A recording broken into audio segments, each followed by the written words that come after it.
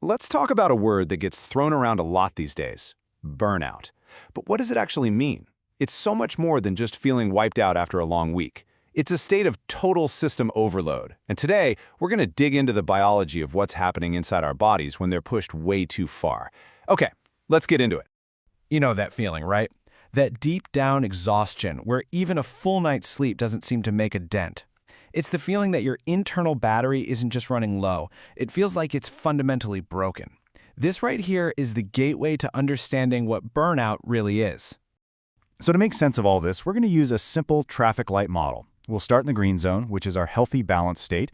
Then we'll look at the yellow zone, when the body's alarm system kicks in. And finally, we'll see what happens when we get stuck in the red zone of complete system overload. And, super importantly, we'll clear up the difference between burnout and depression. So, let's get right to it. What really is burnout? Well, it's a state of profound emotional exhaustion.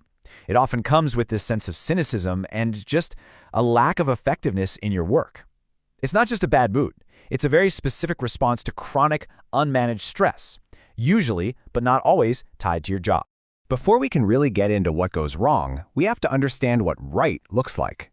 Our bodies are actually designed to hang out in what we're calling the green zone, a state of natural equilibrium that lets us function, recover, and basically just thrive. The fancy scientific name for this balance is homeostasis. The best way to think about it is like your body's own intelligent, self-regulating thermostat. When you're in homeostasis, you can handle the day's challenges, you can bounce back from stress, and you can repair yourself. This is your healthy, resilient baseline. This is you at your best. But of course, life happens. What happens when a real challenge pops up? A crazy deadline, a tough conversation, maybe even a sudden danger. Your body has to shift gears. It leaves that calm green zone and jumps into the yellow zone, sounding a very necessary and, honestly, a super effective alarm. And this isn't just some vague feeling. It's a precise biological cascade. Your brain spots a threat, and bam, it activates something called the HPA axis. This unleashes a cocktail of stress hormones. Cortisol and adrenaline are the big players here. Your heart starts pounding. Your senses get sharper, and your system gets flooded with glucose for quick energy. You are primed for action.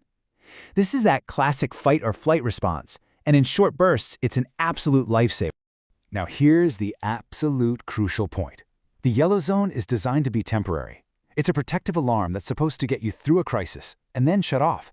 But what happens when the stress never leaves? When every day is a new deadline? When the pressure is just constant?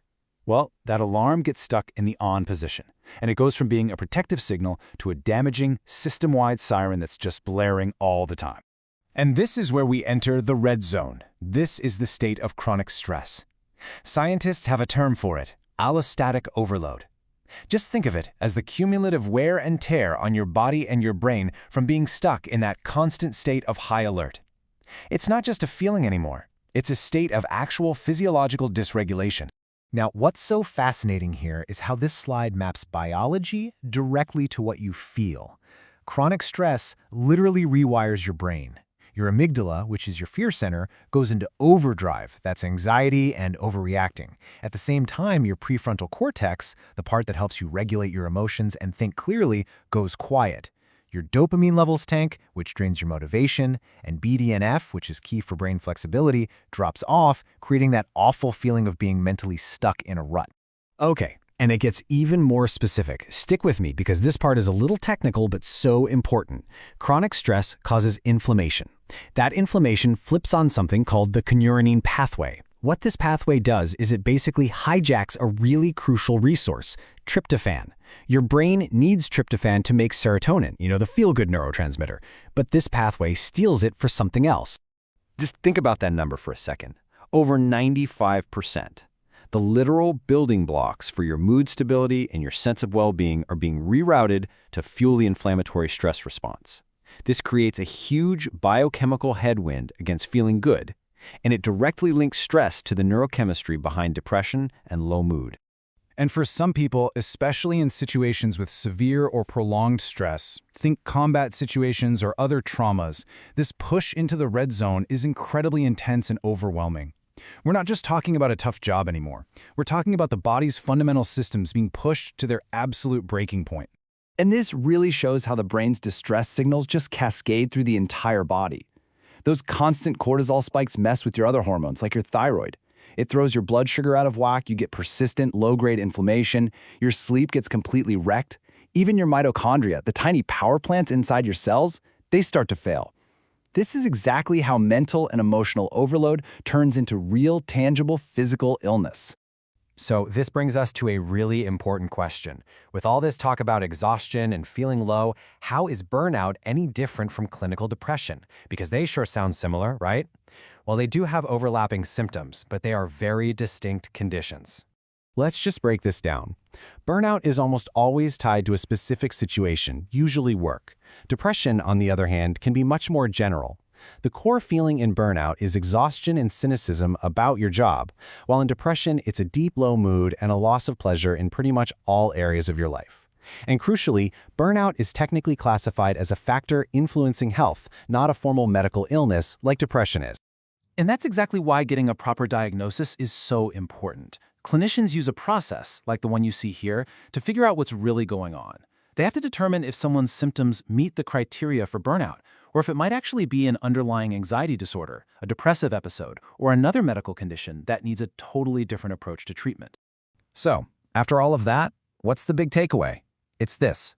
Burnout is not a moral failing. It's not a sign of weakness. It is a predictable, physiological response to being under an unsustainable level of chronic overload. Your body is doing exactly what it was designed to do when an alarm bell is ringing constantly, day in and day out. This quote from the research really says it all. Allostatic load, that's just the scientific term for all this wear and tear. It isn't just a theory. It's a measurable index of how dysregulated your system has become, and it predicts real, negative health outcomes down the line. The cost of living in the red zone is real, and it is steep. And that leaves us with a really powerful question to think about. If burnout is a physical state, not a personal weakness, how should that change our approach to recovery? How does it change the way we think about our jobs, our own expectations, and our well-being? Understanding the biology is the first step, and it's a massive one. Thanks for watching.